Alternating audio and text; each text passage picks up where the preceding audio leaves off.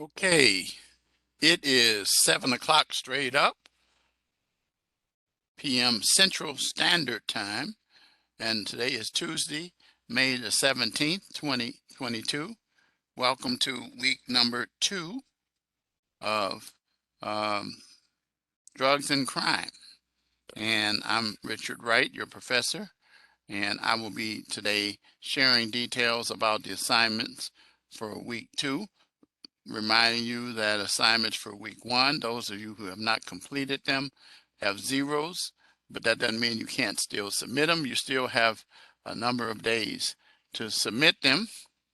And also remind you that if you have not reached out to me to let me know why and it was extenuating, then I would give you an opportunity and set you a deadline beyond that Monday, but no one has reached out to me to ask me for that I recall.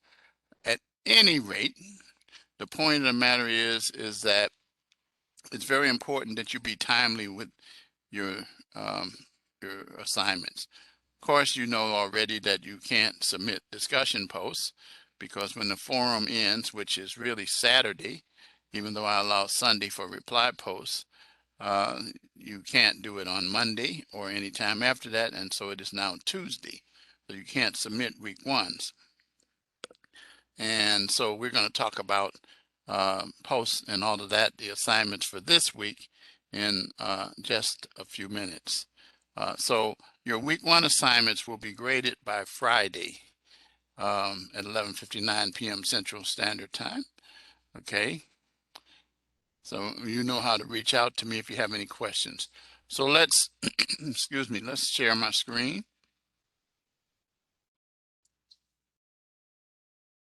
Okay. And you can see this is drugs and crime. And remember I said the reason it's called drugs and crime is because drugs is the cause of crime, and that many individuals commit crimes to support their drug habits. They're not really bad people, but they do that.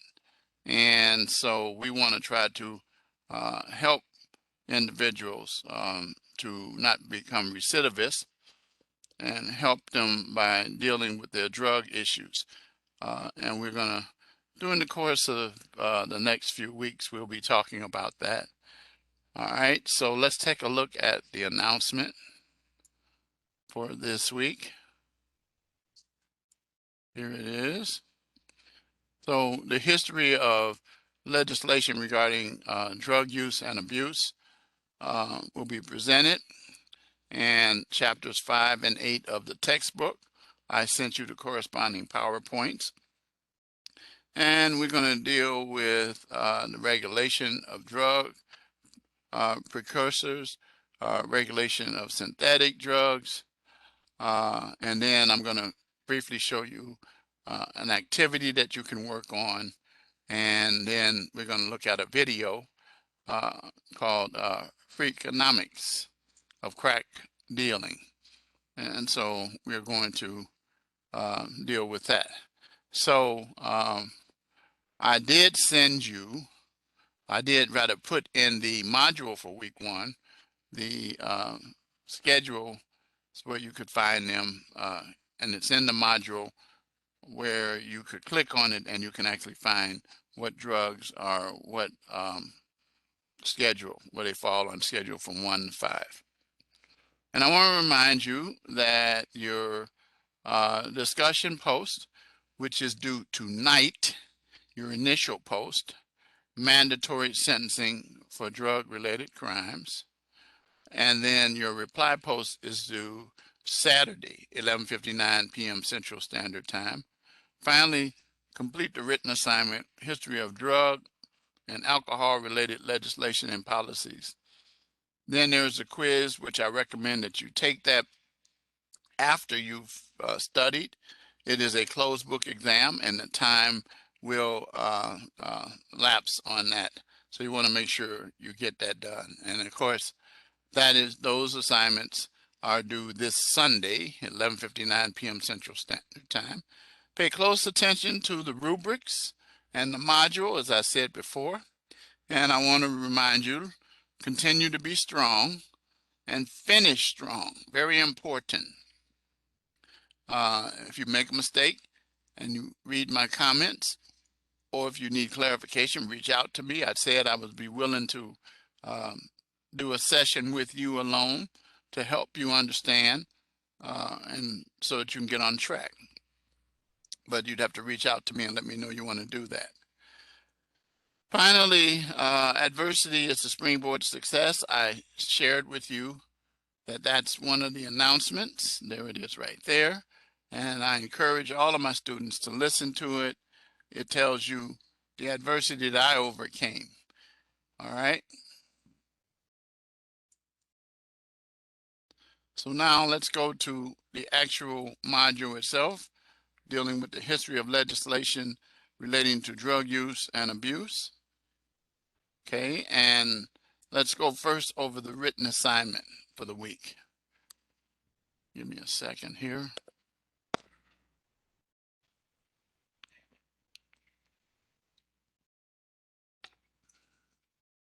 Okay, a swig of water there. Best drink you can ever find. So I remind you again of what I said last week. Is this a scenario that's in here will be used every week in every assignment. And the module requires that you address the issues for whatever week we're in. So this week, you need to address in your resource, explain the federal drug schedule level that applies to each of Dave's drug uses. I already told you I provided that information for you. Describe what the federal and state laws are regarding the legality of each drug that Dave uses. Identify what state you are referencing when you are using a state. Compare how today's state and federal legislation concerning drug abuse, illegal drug use, and alcohol use differs before it was in 1996. In other words, explain where has it advanced. Compare how today's law enforcement policies concerning drug abuse, illegal drug use, and alcohol use differ from before 1996. And finally, identify how the state and federal legislation and law enforcement policies prior to 1996 would impact Dave's sentencing. So next, identify the difference in today's. So you're going to prepare, listen to me good when I say this. Select the format, infographic, brochure, or flyer. Please be aware, if you do an infographic, you got to do it in a Word document. You must do it in a Word document. I say that all the time, okay? Here it is down there. Save your assignment as a Word document. Students have said, oh, I can't do the infographic in Word. Then don't do the infographic. Do the brochure or flyer. So anyway, refer to current literature to support the development of ideas, and a minimum, did you hear what I said? A minimum of 2 credible sources as APA formatted references. You should also provide citations in the body, not just references, but citations in the body. So you want to make sure that you have that accurate. Correct spelling and punctuation. If you don't have citations, you're going to end up with at least a 55 or less. Okay, and then here are some resources that can help you with this assignment. Again, it needs to be in a Word document. Let's look at the rubric. Here it is. So you're going to deal with the legality, federal drug schedule and legality. And you're going to have exemplary explanation. Notice it talks about Dave. up here. And you're going to have to identify the state. If you don't, you're going to end up over here. If you don't have citations, if you don't mention Dave, you're going to end up over here. State and federal legislation, information literacy. So exemplary comparison of how it differs, again, with credible sources. Again, credible sources. If you don't have any, you're going to end up over here. So now, and by the way, don't ask me why I lost all these points for just for not having credible sources citations. One of the essential things that we try to teach to students is integrity. And APA is a requirement of this school that should be enforced by all professors. I know I do. And it's important because when you leave this school, you're going to have to do that kind of stuff. I already had one student who went to an interview, and when he let them know he understood that and explained it to them, they wanted to hire him right away. Trust me, there's so many students who don't really know how to do that. And when I came up, we didn't have APA. We used what we called footnotes, and we had to do those. APA is much easier. Now, remember, you have to have a cover sheet and a reference page, but you got to have credible sources. Notice all sections. You have to have credible sources. All right. Do not use Wikipedia, good people. Then you deal with Dave's sentencing as well. Okay. Refer to current literature. Okay. Credible sources cited again, and then no mistakes in spelling, grammar, and punctuation. So this is the column I want you to work from. Act as if these don't exist. All right. So the rubric actually gives you a chance to follow to get your grades. If you follow the rubric and it matches up with your written assignment, you're going to do well. Discussion assignment, mandatory sentencing for drug-related crimes. And what you're going to do is you're going to look at this, the 1970 Controlled Substance Act and equivalent state laws have mandatory sentencing for possession of drugs and controlled substance. And the effectiveness of mandatory sentences for drug-related crimes is debated. We'll talk about that in a little bit. So for this week, conduct research to learn more about mandatory sentencing for drug-related criminal activity. Then review the scenario below and keep in mind what you learned from your research. All right. So for your first post, discuss whether you agree or disagree with the 3-year minimum sentence that's mentioned for Mary. Do you think it's good or do you think it's bad? And either way, elaborate and explain and provide support for it as well. In the reply post, reply to another student. Keep in mind that you will not be able to see a post until you actually respond. Okay. All right. And that is due initial post tonight. The reply post is due Saturday. All right. Oh, I got to go over to the quiz, to the calendar. I want to show you that again. This is where we are now. You see your initial posts due tonight, your live lecture, your reply post Saturday, and your assignments Sunday. Okay, very important. And be aware that the course actually ends on June 17th. After June 17th, no assignments will be accepted unless there has been an incomplete requested beforehand. All right. So I wanted to make sure that you got that calendar. So now let me go back to the module. Go back to where we were getting ready to go next.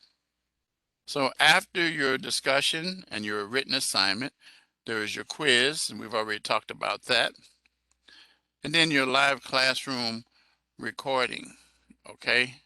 That's where you'll find the link that'll be replaced after this with the link of the recording that we're making at the present time. All right. And I'll also email you the details. And then finally, the other assignment, final one, is your live classroom phrase that I will give you tonight.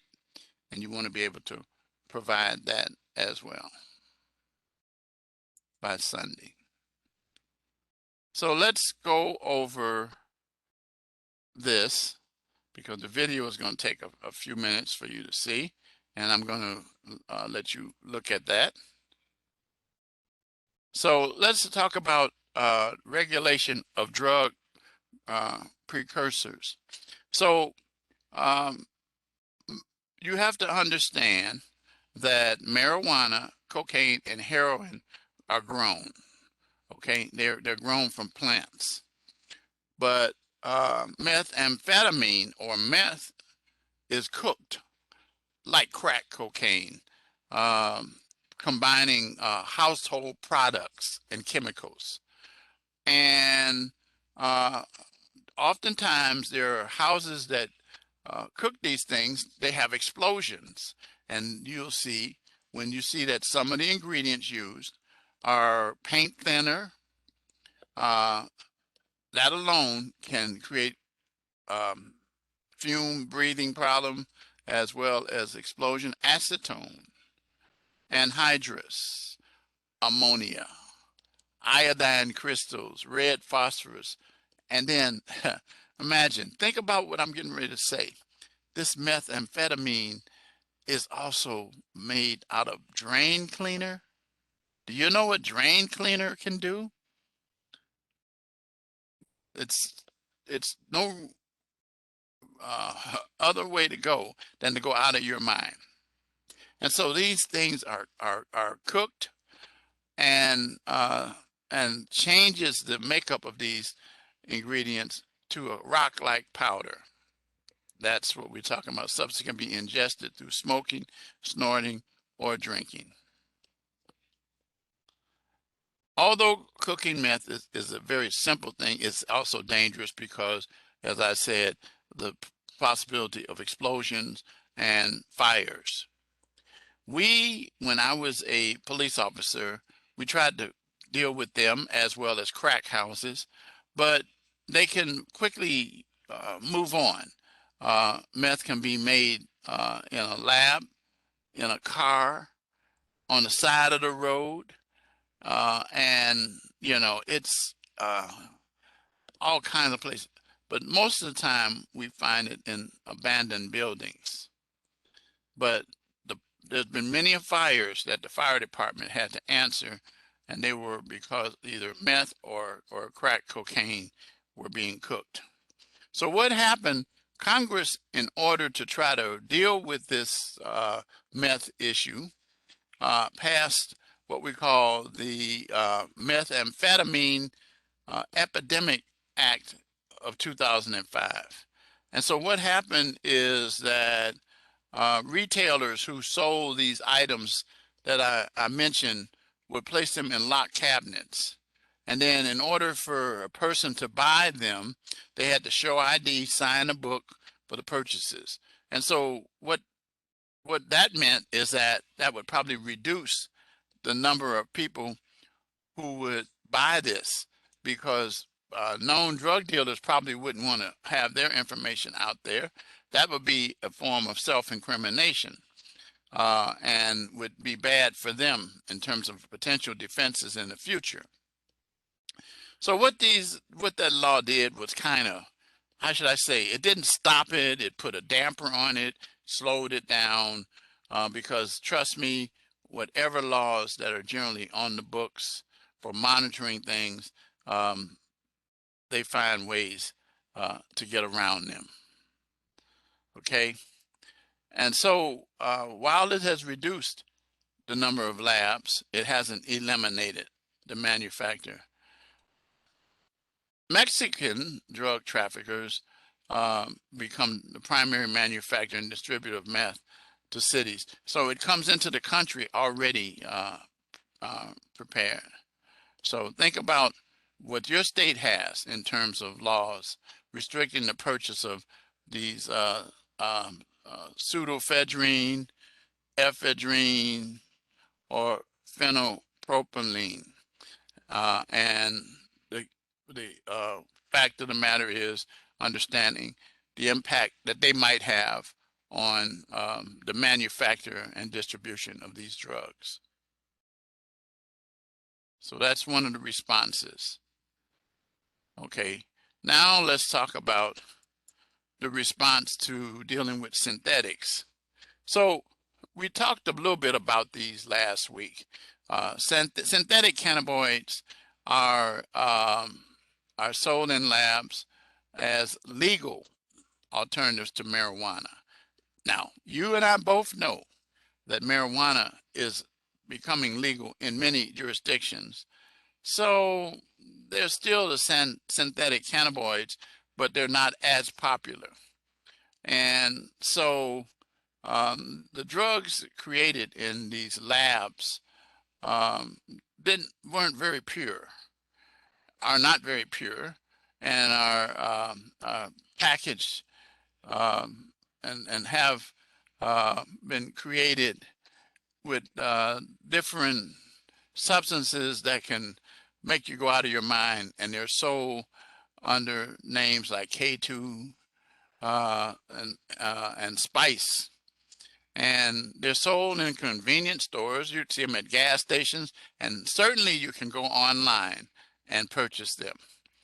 And the good thing for users is that they cannot be detected in drug tests or urinalysis. So individuals use this to avoid drug detection.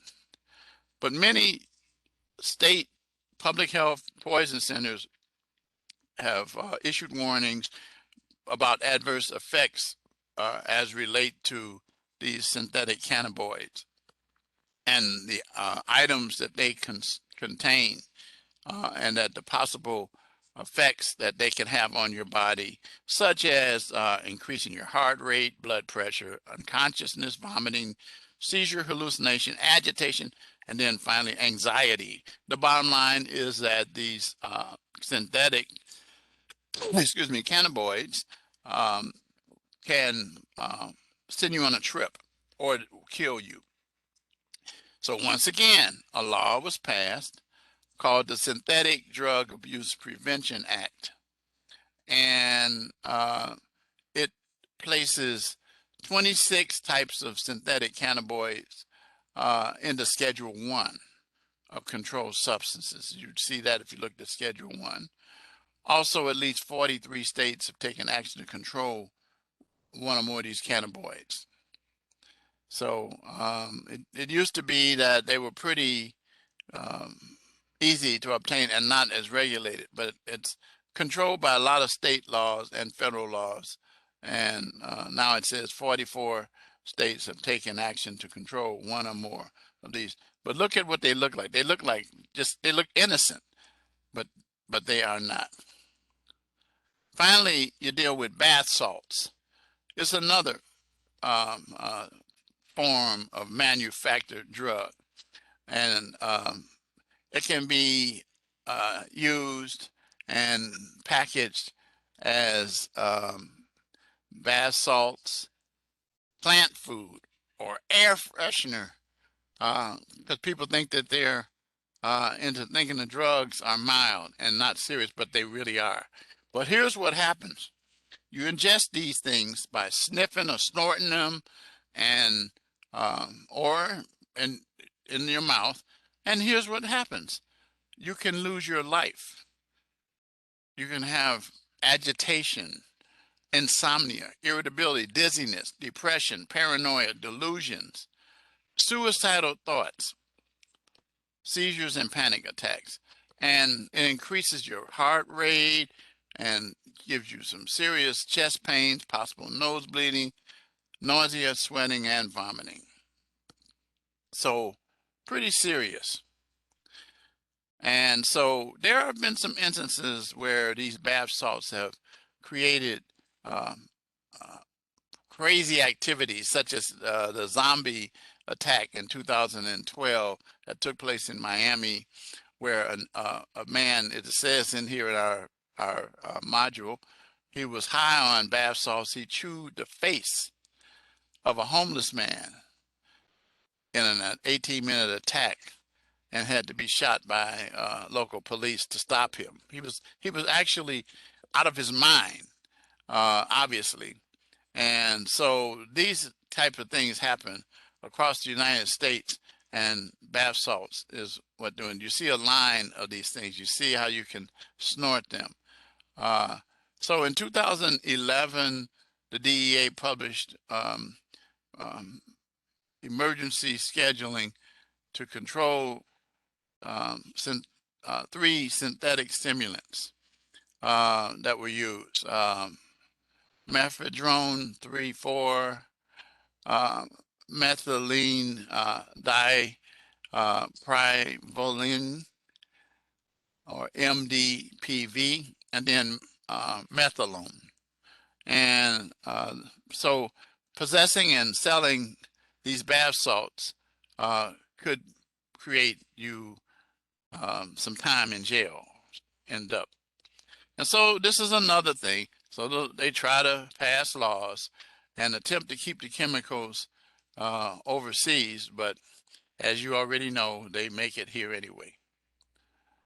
So, and then in attempts to try to battle it, in 2014, the United States Senate passed a resolution designating the week of March 9th through the 15th as National Youth Synthetic Drug Awareness. And then what they were trying to do was educate people about it, but it still continues to be one of the issues that is continued to be fought. And we'll talk more in details about specifics in future weeks. And so here's a practice exam, not a practice exam, but a little practice thing that you can do on your own. And you go over these questions.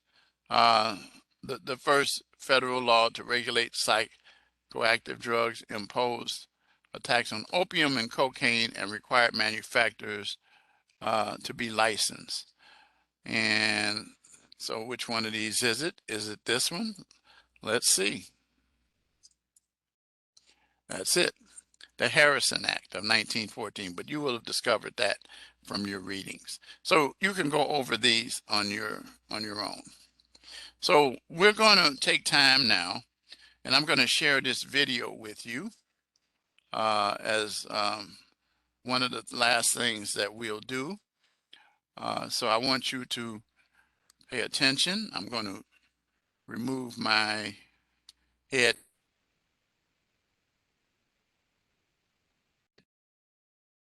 There's also going to be okay. Be happy to know that I'll be talking not about my own tragedy, but other people's tragedy. It's a lot easier to be lighthearted about other people's tragedy than your own, and I want to keep in the spirit of the conference. So I'm going to try to activate. Accounts, being a drug dealer in the height of the crack cocaine epidemic was a very glamorous life, in the words of Virginia Pastrell. There was money, there was drugs, guns, women, you name it, jewelry, bling bling. It had it all. Right? What I'm going to tell you today is that, in fact, based on 10 years of research, a unique opportunity to go inside a gang to see the actual books, the financial records of the gang. I'm going to stop this a minute. Turns out not. Give me a minute. I'm going to go to, and I want to put this in a closed caption. They do have a setting. Let's see.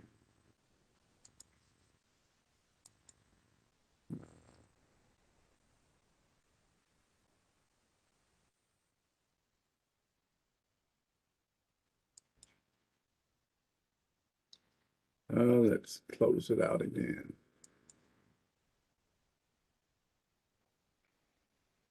Okay.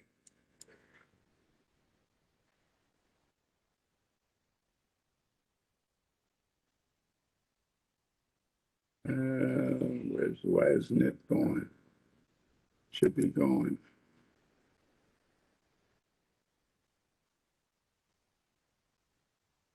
We got a technical problem here. Let's try to see if we can get out of it and then come back.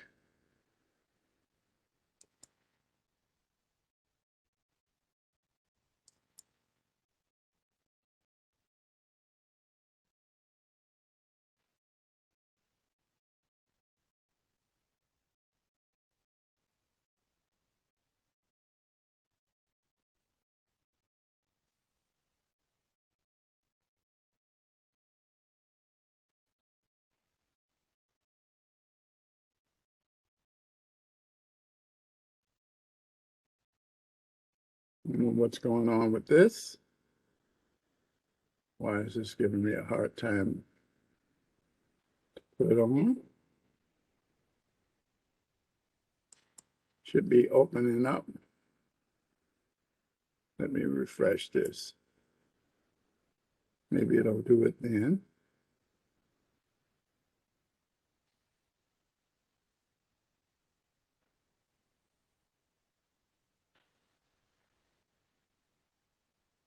Okay.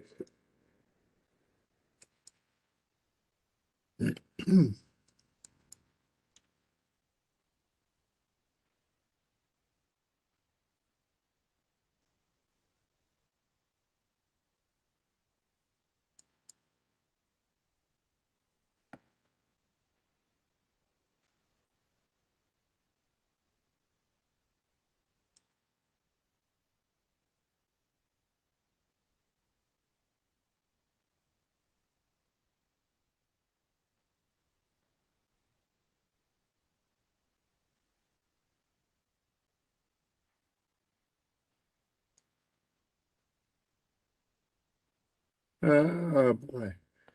I don't know why it's just going around. Let me come out of stop sharing.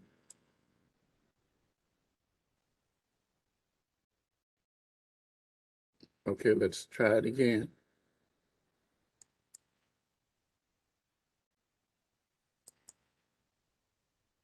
And let's try sharing it again.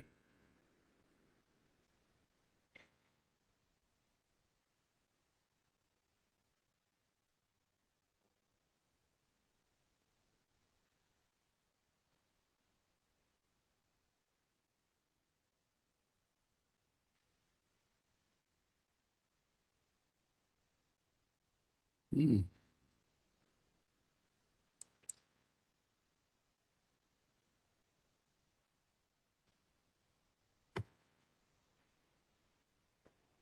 Okay, what I'm going to do is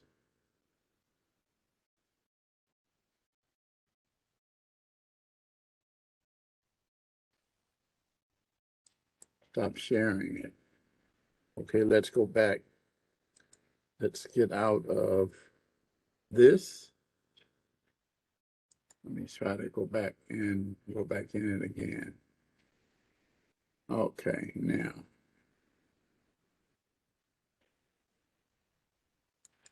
let me try to do it this way.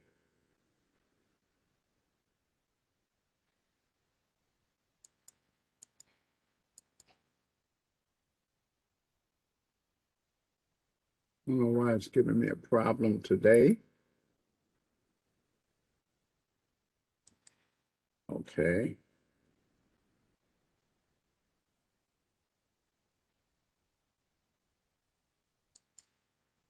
Okay, now let's try to do it. Okay, give me a minute. Try to do it this way.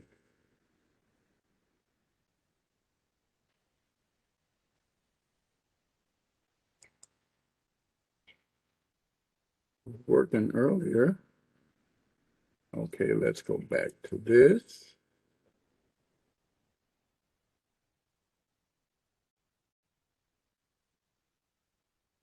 Okay, now let's go to this. Share.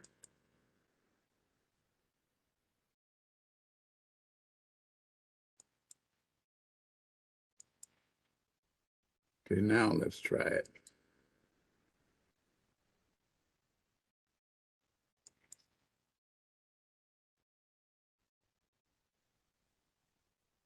There we go. Okay. You'll be happy to know that I'll be talking not about my own tragedy, but other people's tragedy. It's a lot easier to be lighthearted about other people's tragedy than your own, and I want to keep in the spirit of the conference. So if you believe the media accounts, being a drug dealer in the height of the crack cocaine epidemic was a very glamorous life, in the words of Virginia Pastrell. There was money, there was drugs, guns, women, you name it, jewelry, bling bling. It had it all. Right? What I'm going to tell you today is that, in fact, based on 10 years of research, a unique opportunity to go inside a gang, to see the actual books, the financial records of the gang, that the answer turns out not to be that being in the gang was a glamorous life, but I think more realistically, that being in a gang, selling drugs for a gang, is perhaps the worst job in all of America. And that's what I'd like to convince you of today. Okay, so there are three things I want to do. First, I want to explain how and why crack cocaine had such a profound influence on inner city gangs. Secondly, I want to tell you how somebody like me came to be able to see the inner workings of a gang. It's an interesting story, I think. And then third, I want to tell you in a very superficial way about some of the things we found when we actually got to look at the financial records, the books of the gang. Okay, so before I do that, just one warning, which is that this presentation has been rated R by the Motion Picture Association of America. It contains adult themes, adult language. Given who's up on the stage, you'll be delighted to know that, in fact, there'll be no nudity, barring a unexpected wardrobe malfunctions aside. Okay. Okay. So let me start by talking about. Oops.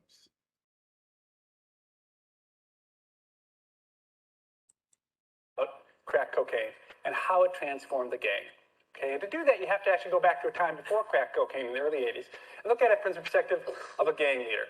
Okay, so being a gang leader in the inner city wasn't such a bad deal in the mid-'80s, the early 80s, let me say. Now, you had a lot of power, you got to beat people up, you got a lot of prestige, a lot of respect. But the thing is, there was no money in it. Okay, the gang had no way to make money. You couldn't charge dues to the people in the gang because the people in the gang didn't have any money.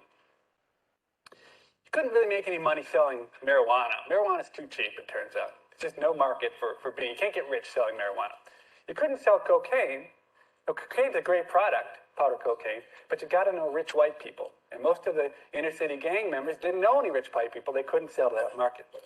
You couldn't really do petty crime either. It turns out petty crime's a terrible way to make a living. So as a result, as a gang leader, you had, power, it's a pretty good life. But the thing was, in the end, you were living at home with your mother. And so it wasn't really a career. It was something that, it's just there were limits to how powerful and important you could be if you had to live at home with your mother. Okay. Then along comes crack cocaine. Okay.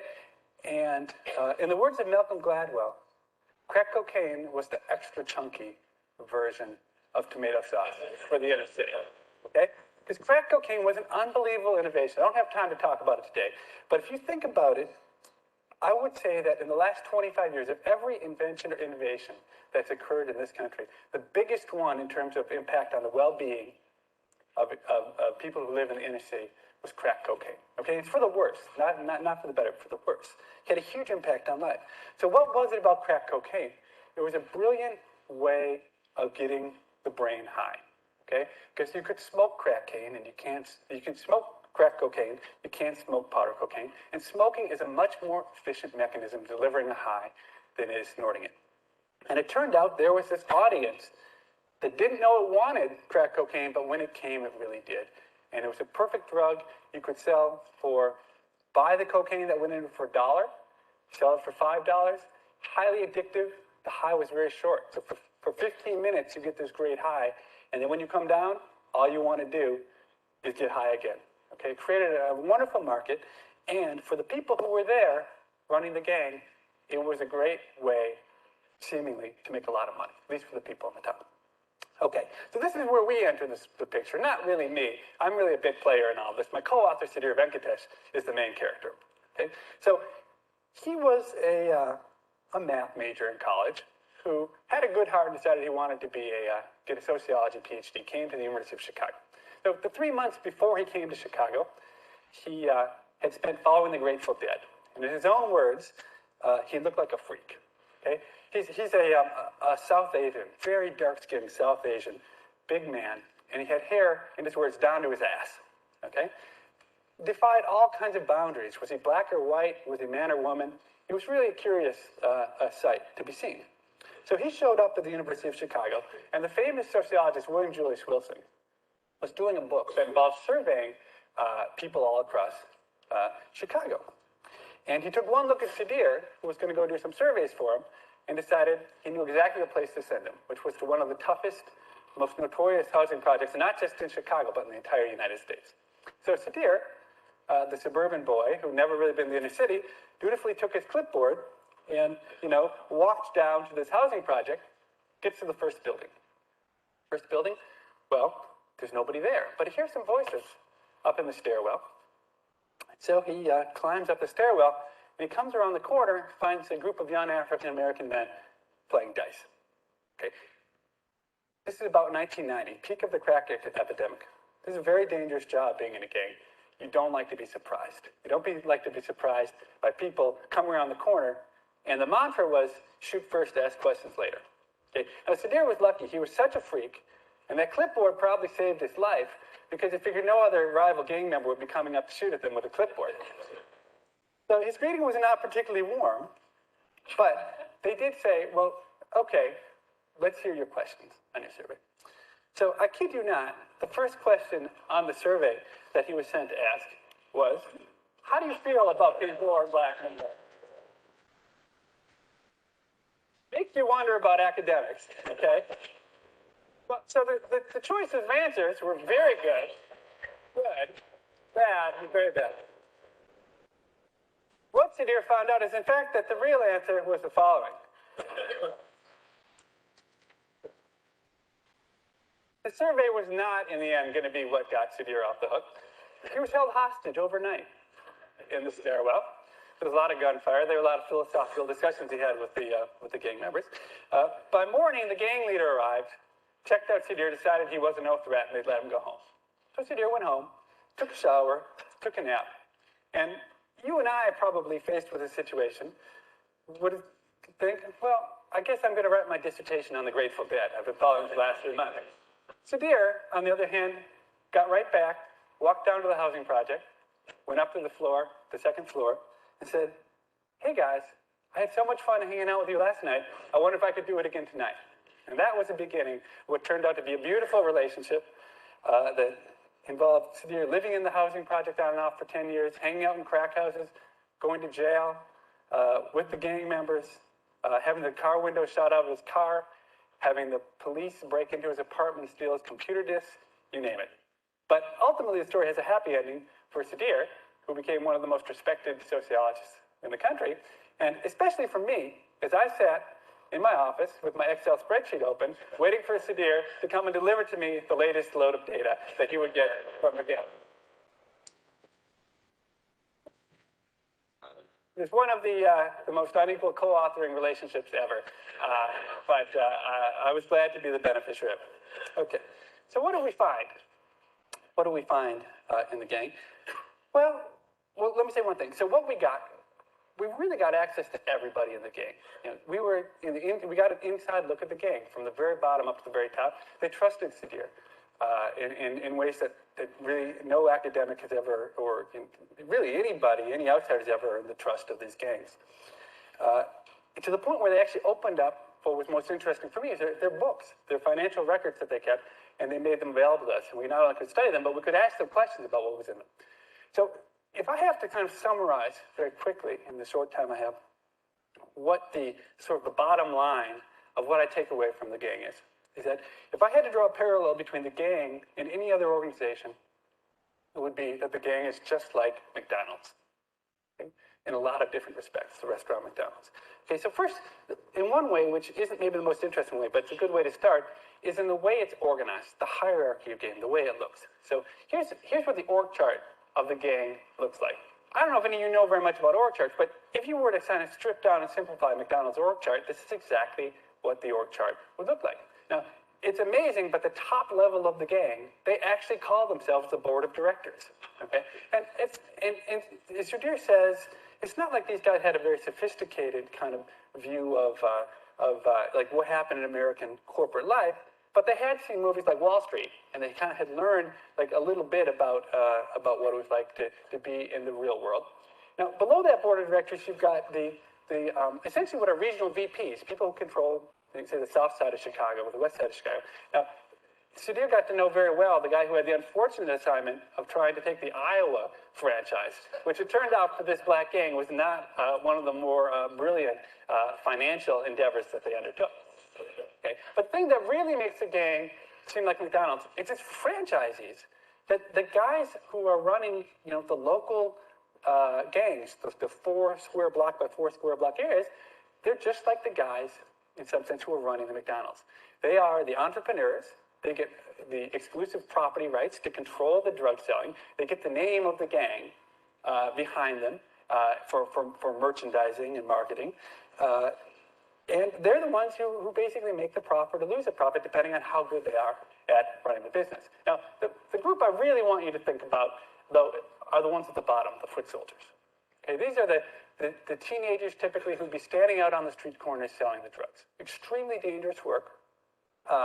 And important to note that almost all of the weight, all of the people in this organization are at the bottom. Okay, just like McDonald's. So in some sense, the foot soldiers are a lot like the people who are taking your order at McDonald's. And indeed, it's not just by chance they're like them. In fact, in these neighborhoods, they'd be the same people. So the same kids who were working in the gang were actually, at the very same time, they would typically be working part-time at a place like McDonald's. Okay, which already, I think, foreshadows the main result that I've talked about what a crappy job it was being in the gang. Because obviously, if being in the gang was such a wonderful, lucrative job, why in the world would these guys moonlight at McDonald's? Okay, so what do the wages look like? So you might be surprised, but based on the actual, being able to talk to them and to see their records, this is what it looks like in terms of the wages. The hourly wage the foot soldiers were earning was $3.50 an hour. It was below the minimum wage. Okay, and this is well documented. It's easy to see by the patterns of consumption they have. It really is not fiction, it's fact. There was very little money in the gang, especially at the bottom. Now, if you manage to rise up, say, and be that local leader, the guy who's equivalent of the McDonald's franchisee, you'd be making $100,000 a year. And that, in some ways, was the best job you could hope to get if you were growing up in one of these neighborhoods as a young black male. If you managed to rise to the very top, $200,000 or $400,000 a year is what you'd hope to make. Truly, you would be a great success story. And one of the sad parts of this is that, indeed, among the many other ramifications of crack cocaine is that the most talented individuals in these communities, this is what they were striving for. They weren't trying to make it in legitimate ways because there were no legitimate channels out. This was the best way out. And it actually was the right choice, probably, to try to make it out this way. You look at this, the relationship with McDonald's breaks down here. The money looks about the same. Why is it such a bad job? Well, the reason it's such a bad job is that there's somebody shooting at you a lot of the time. Okay? So we're shooting at you. What are the death rates? Okay? We found in our gang, and admittedly, this was not really sort of a standard situation. This was a time of intense violence, of a lot of gang wars, as this gang actually became quite successful, but there were costs. And so the death rate not to mention the rate of being arrested, sent to prison, being wounded, the death rate in our sample was 7% per person per year. You're in the gang for 4 years, you expect to die with about a 25% likelihood. Okay? That is about as high as you can get. So just for comparison's purposes, let's think about some other walk of life where you may expect might be extremely risky. Like let's say that you were a murderer and you were convicted of murder and you're sent to death row. Turns out the death rates on death row from all causes, including execution, 2% a year. Okay? So it's a lot safer being on death row than it is selling drugs out on the street. Okay? That makes you pause, gives you some pause, those of you who believe that the death penalty is going to have an enormous deterrent effect on crime. Now, to give you a sense of just how bad the inner city was during crack, and I'm not really focusing on the negatives, but really there's another story to tell you there. If you look at the death rates just of random young black males growing up in the inner city in the United States, the death rates during crack were about 1%. That's extremely high. This is violent death. It's unbelievable in some sense. Put it into perspective, if you compare this to the soldiers in Iraq, for instance, right now, fighting the war, 0.5%. So in some very literal way, the young black men who were growing up in this country were living in a war zone, very much in the sense of the way that the soldiers over in Iraq are fighting in a war. Okay, so why in the world, you might ask, would anybody be willing to stand out on the street corner selling drugs for $3.50 an hour with a 25% chance of dying over the next 4 years? Why would they do that? Okay? And I think there are a couple answers. I think the first one is that they got fooled by history. It used to be the gang was a rite of passage, that the young people controlled the gang, that as you got older, you dropped out of the gang. Okay? So what happened was the people who happened to be in the right place at the right time, the people who happened to be leading the gang in the mid to late 80s became very, very wealthy. And so the logical thing to think was that, well, the next generation, so they're going to age out of the game like everybody always has, and the next generation is going to take over and get the wealth. Okay? So there's striking similarities, I think, to the internet boom. Right? The first set of people in Silicon Valley got very, very rich. And then all my friends said, maybe I should go do that too. And they were willing to work very cheap for stock options that never came. Okay? In some sense, that's what happened exactly to the set of people we were looking at, is that they were willing to start at the bottom, just like, say, a lawyer at a law firm, a first-year lawyer is willing to start at the bottom, work 80-hour weeks for not that much money because they think they're going to make partner. But what happened was the rules changed and they never got to make partner. Indeed, the same people who were running all of the major gangs in the late 1980s are still running the major gangs in Chicago today. They never passed on any of the wealth. So everybody got stuck at that $3.50 an hour job, and it turned out to be a disaster. The other thing the gang was very, very good at was marketing and trickery. And so, for instance, one thing the gang would do is, the gang leaders would have big entourages. They'd drive fancy cars and have fancy jewelry. So what Sedera eventually realized as he hung out with them more is that really they didn't own those cars, they just leased them because they couldn't afford to own the fancy cars. And they didn't really have gold jewelry, they had gold-plated jewelry. It goes back to the real versus the fake real. And really, they did all sorts of things to trick the young people into thinking what a great deal the gang was going to be. So, for instance, they would give a 14-year-old kid, they'd give him a whole, roll of bills to hold. That 14-year-old kid would say, oh, well, he would say to his friends, hey, look at all the money I got in the gang. It wasn't his money until he spent it, and then essentially he was in debt to the gang and was sort of an indentured servant for a while. Okay, so I have a couple minutes. Let me do one last thing I hadn't thought I'd have time to do, which is to talk about what we learn more generally about economics from the study of the game. Okay, so economists tend to talk in technical words. Often our theories fail quite miserably when we go to the data. But actually what's kind of interesting is that in this setting, it turned out that some of the economic theories that worked not so well in the real economy work very well in the drug economy, in some sense because it's unfettered capitalism. Here's an economic principle. This is one of the basic ideas in labor economics called the compensating differential.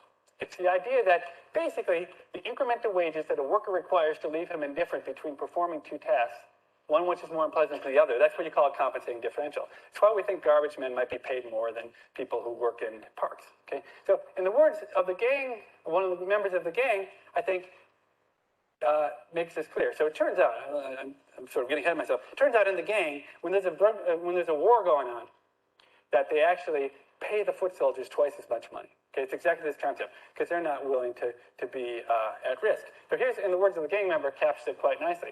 He says, would you stand around here when all this shit, that means shooting, if all this shit's going on? No, right. So if I'm going to be asked to put my life on the line, then front me the cash, man. So essentially, I think the gang member says it much more articulately than does the economist about what's going on. Here's another one. So economists talk about game theory, that every two-person game has a Nash equilibrium. Here's the translation you get from the gang member. They're talking about the decision of why they don't go shoot. One thing that turns out to be a great business tactic in the gang is to go and just shoot in the air, just shoot guns in the other gang's territory. All the people are afraid to go by the guns there, they're going to come into your neighborhood. So, but here's what he says about why they don't do that. He says, if we start shooting around there in the other gang's territory, nobody, and I mean you dig it, nobody going to step on their turf. But we got to be careful, because they can shoot around here too, and then we all fucked. Okay? So that's exactly the same concept as happening. But then again, sometimes economists get it wrong. So one thing we observed in the data is that it looked like, in terms of the gang leader always got paid. Okay, he always, no matter how bad it was economically, he always got himself paid. So we had some theories relating to cash flow and lack of access to capital markets and things like that. But then we asked the gang member, well, why is it you always get paid and your workers don't always get paid? His response is, you got all these niggers below you who want your job, you dig? If you start taking losses, they see you as weak and shit. Okay? I thought about it. I said, CEOs often pay themselves million-dollar bonuses even when companies are losing a lot of money. And it never would really occur to economists that this idea of weak and shit could really be important. But maybe weak and shit is an important hypothesis that needs to be learned. Thank you very much.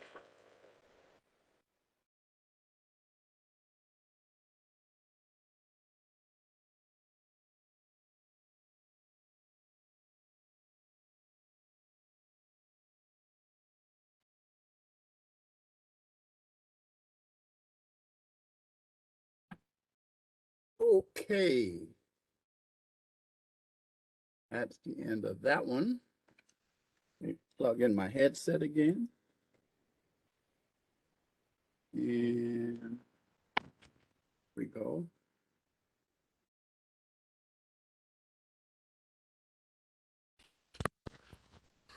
Okay, and so what did you learn from that?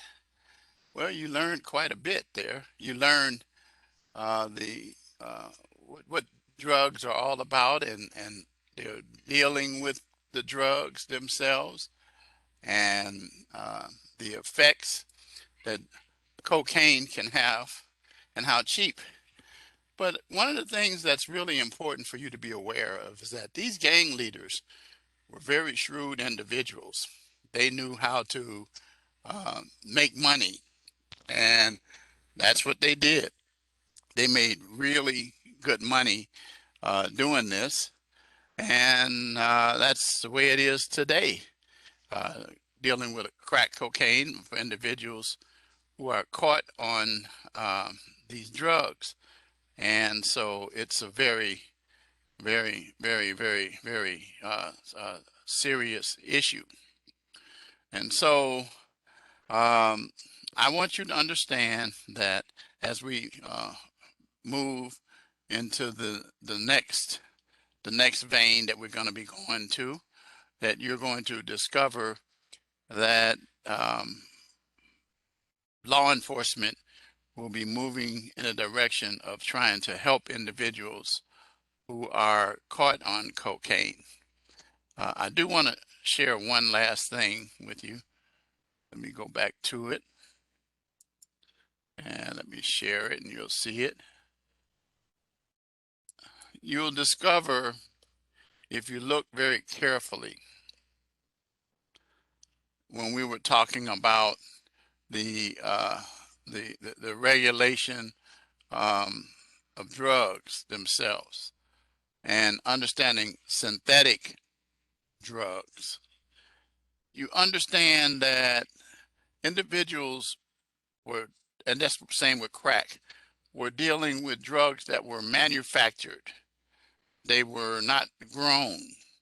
And so, and again, as I said, it contained a lot of household chemicals. And so I want you to pay close attention to that as we leave for today. And so I want to give you a key phrase that I just showed you.